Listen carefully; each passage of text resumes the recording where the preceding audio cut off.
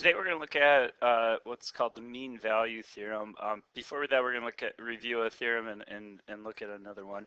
The one we're going to review is intermediate value theorem. And what that one says is if f is a continuous function on a closed interval, and there's some n here that is between both f of b and f of a, that where those are not the same points, then there's going to be some number c in the interval of a to b of x such that the function evaluated at c equals n.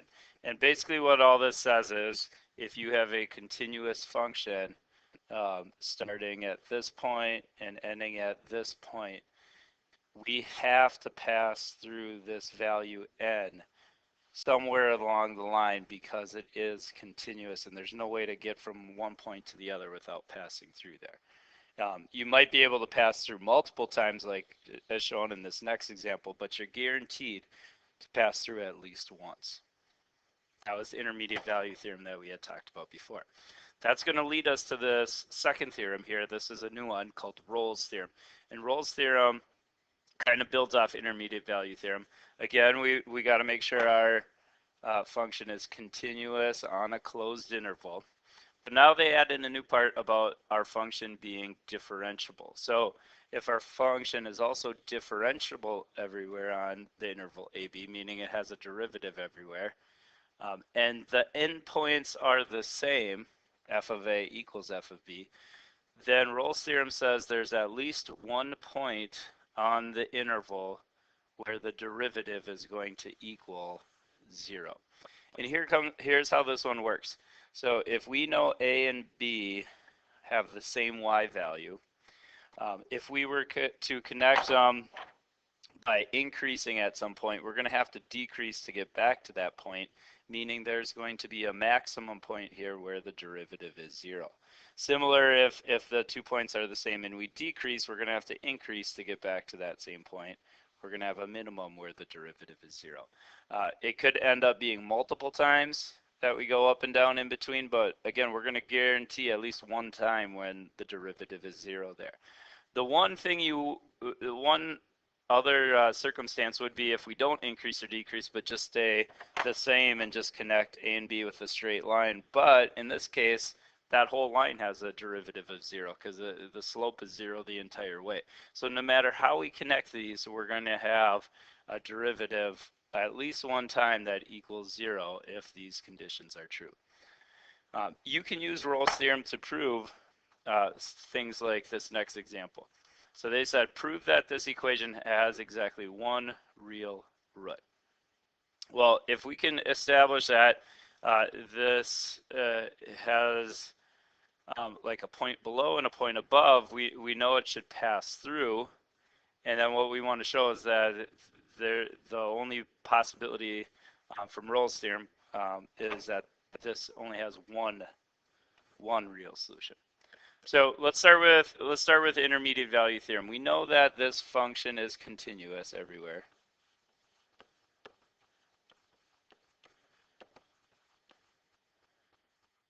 And we also know it's differentiable everywhere because we can find this derivative pretty easy.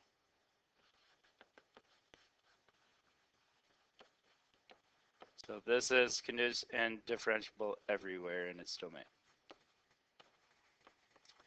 Now let's look at maybe some points here. We could easily find with this function what f at 0 would be. So if we plugged in 0 for all the x's, you get 0 cubed plus 0 minus 1, that's going to be negative 1. So if we were to look at the graph of this one, we know at 0, there's a point at negative 1 right here.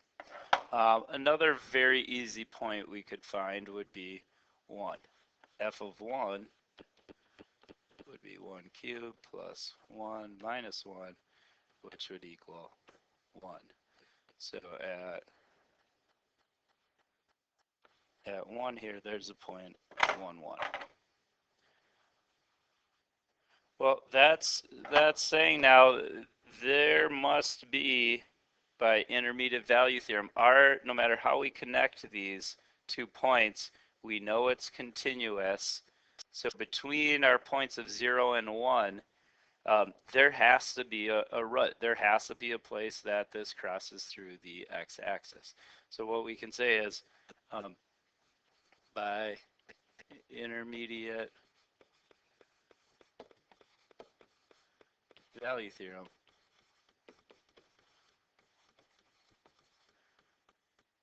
there is at least one root between 0 and 1 here.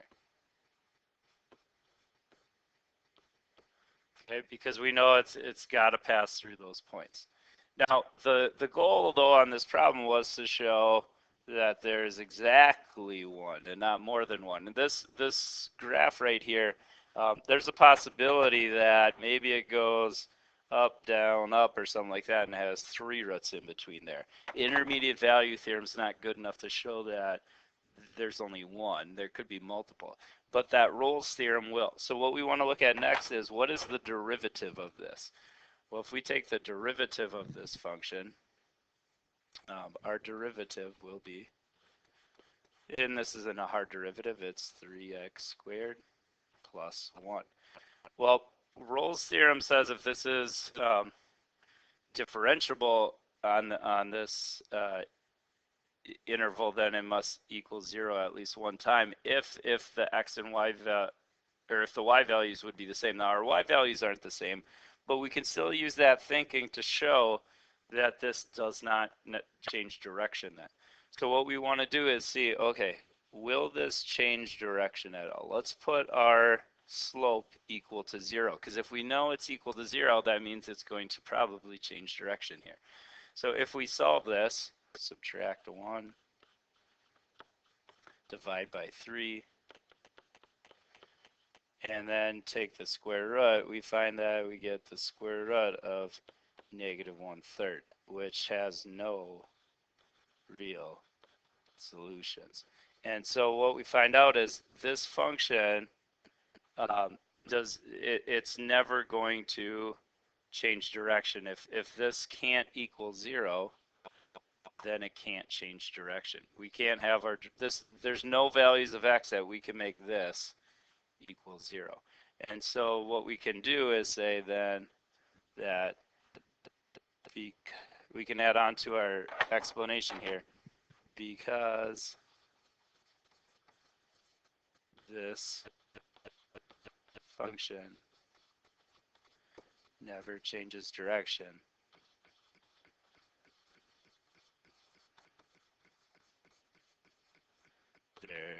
there's exactly one root.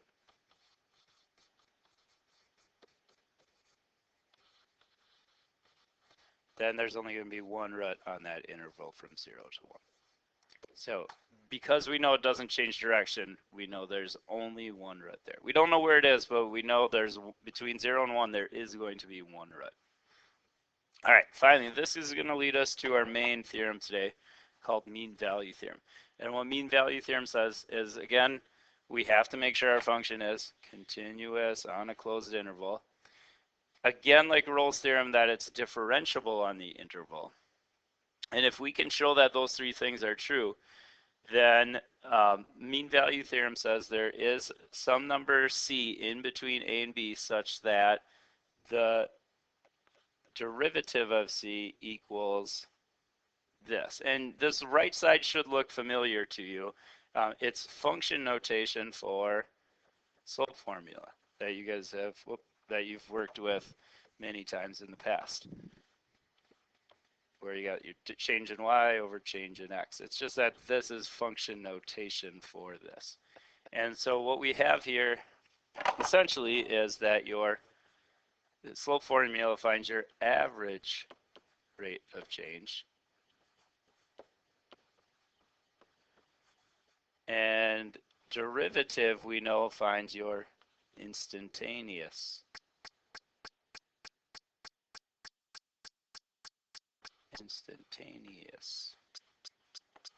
rate of change. And so anytime you're doing mean value theorem, it's saying your instantaneous rate of change should equal your average rate of change at least one time. Now, equation-wise, that's hard to kind of process. Visually, it's easier. So um, mean value theorem essentially says at some point in the interval, the actual slope equals the average slope. So looking at these two pictures here, you can kind of see it. Here would be our starting and ending point. This function you can see right here is continuous and differentiable everywhere. So mean value theorem says average slope, that's our average rate of change or slope, the blue line. Okay, so that would just be connecting the two endpoints, finding the average rate of change. That slope is going to be the same or parallel to the slope at some other point. Right here, this function at that point has the same instantaneous rate of change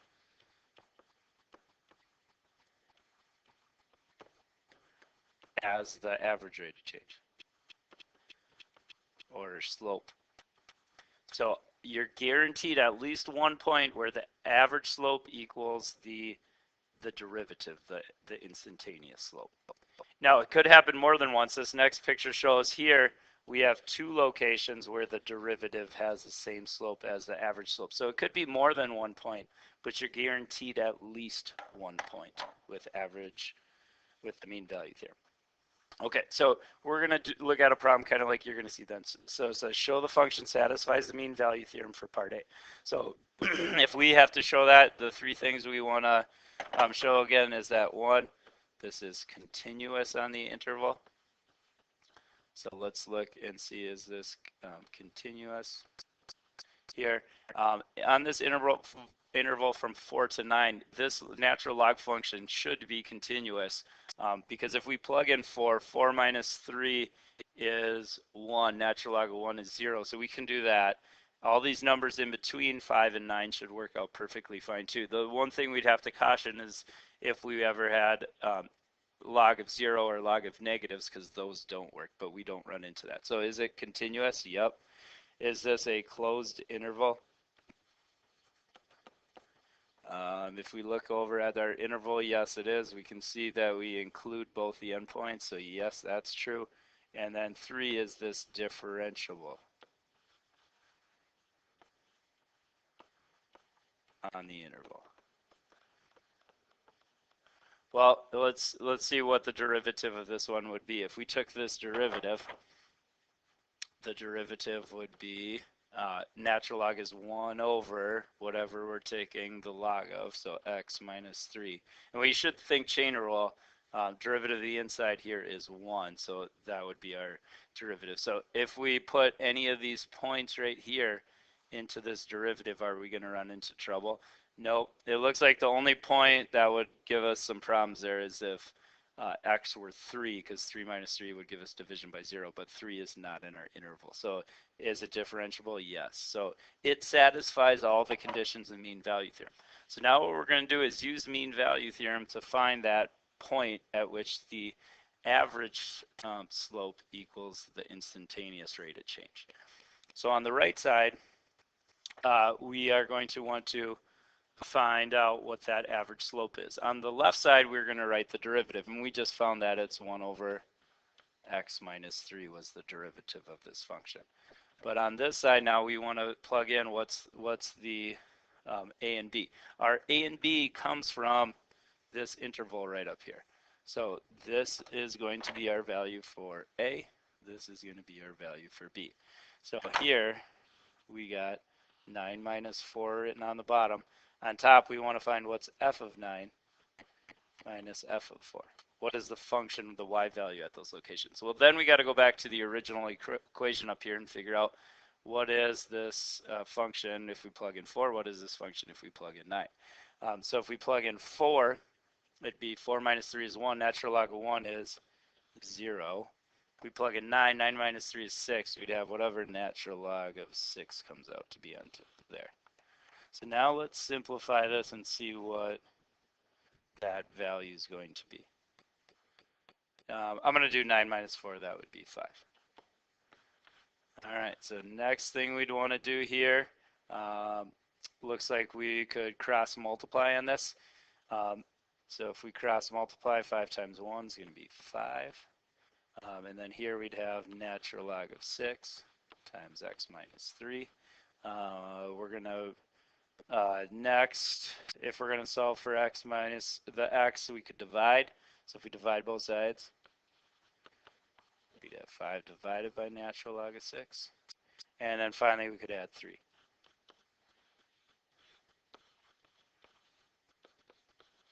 So it looks like the point at which the actual slope equals this average slope would be at this location. Now that's an exact answer. It's kind of hard to know what 5 divided by ln 6 plus 3 is. So let's do it on calculator quick. So if you would type that one in your calculator, it looks like this is about equal to 5.791. So that's approximately the location between 4 and 9 at which the average slope equals the instantaneous slope, or the derivative is parallel to the average slope. All right, another example, illustrate mean value theorem. Let's consider this function x cubed minus x from 0 to 2. Since it's a polynomial, we know it's continuous and differentiable everywhere. So mean value theorem conditions are satisfied. Let's see what this ends up being. So again, what we want to do is put derivative equal to slope formula. And let's see if we can find that point. So derivative of this one, really easy, would be 3x squared minus 1. On the right side, our a and b is 2 and 0. What would this function be if we plugged in 2 at 0? What's f of 2 and what's f of 0? Well, f of 0 is pretty easy. F of 0 is going to be 0. If we were to plug 2 in here, f of 2 would equal 2 cubed minus 2. That's 8 minus 2, or 6. And now we just want to solve this out. So the right side there, 6 minus 0 is 6. 6 divided by 2 would be 3. We could add 1. Divide by 3. And finally, take the square root. And so if we did that, x would be plus or minus the square root of 4/3. Now, these are 2 points that should have where the derivative should be equal to that average slope. However, if we look back at our original interval, it was from interval from 0 to 2. Positive square root of 4/3 is in that interval. There is no negative intervals or negative values in this interval. So the only point in this interval then that would match would be when x equals positive square root of 4/3. So that would be the only point. The negative value is not in the interval. So we don't include it. If the interval was different, then we could, but because the interval does not have negatives, we'd only want to use the positive answer. All right, here's more of kind of a real life application to mean value theorem. This one says a car drives 200 miles in 3 hours. According to mean value theorem, which of these do we know is to be true? Do we know that at some point the car was traveling at least 60 miles per hour? Well, this car's driving should be continuous. It should have a rate of change everywhere, meaning it has a derivative everywhere. So we should be able to apply mean value theorem to this. So how do we know if the car was traveling at least 60 miles per hour? Well, we'd want to compare this actual or instantaneous rate of change to the average rate of change. The average rate of change we'd have to figure out from up here. What's the average rate of change? Well, we know it went 200 miles in 3 hours, so if we take 200 divided by 3, we can find that average rate of change. And if you take 200 divided by 3, it gives you an average rate of change of 66.6 miles per hour. That was the average. So do we know that at some point the car was traveling at least 60 miles per hour? Yeah, it would have to, if this is the average, it would have to get up through 60 miles per hour at least one time. So we could say, yes, for sure we know this car went 60 miles per hour. Do we know it went 65 miles per hour? Again, yes, if the average is 66.6, it would have to pass through the speed of 65 miles per hour at least one time. All right. C wants to know, do we know that this car was traveling at least 70 miles per hour at some point? Well, the average was 66.6. We don't know that it necessarily got up to 70. We can't show that with this mean value theorem. So for this one, possibly, it's possible, but we don't have enough information to tell.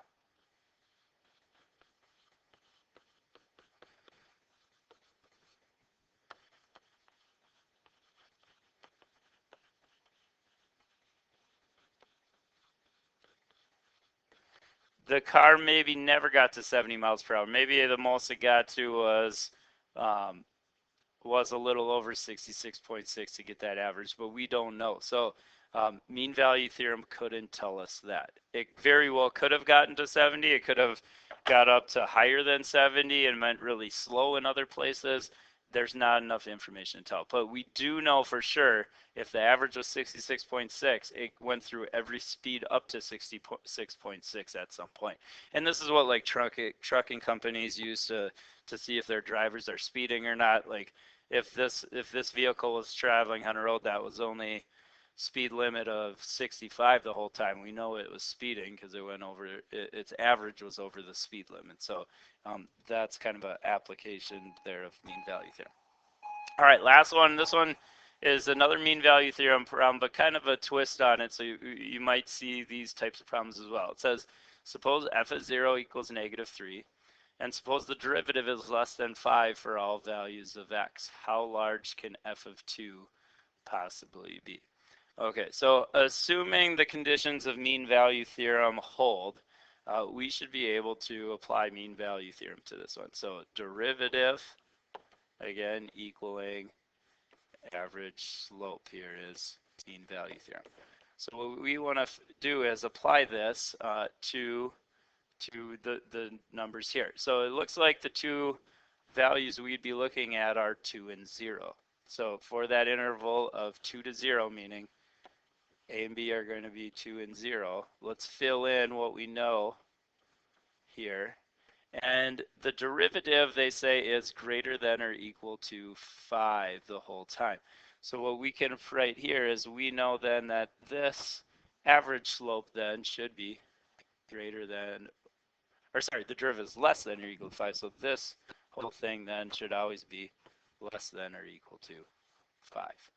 So now what we want to do is figure out how large can f of 2 possibly be, plug in what we know and figure this out. We don't know this f of 2, but they do tell us f of 0, that value is, from up here, -3. And 2 minus 0 we know is going to be 2.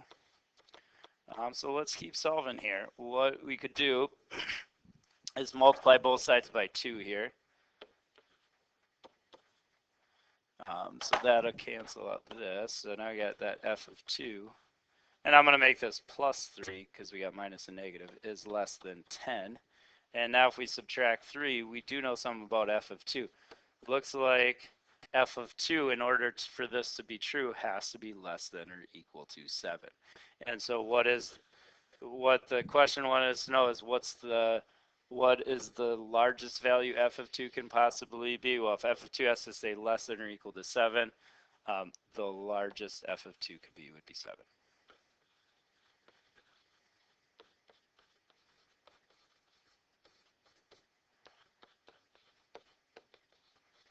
So that's kind of a twist on mean value theorem. If they give you information like that, then you kind of solve it backwards and you can find out some stuff about the function values. All right, these are the problems I want you to try out.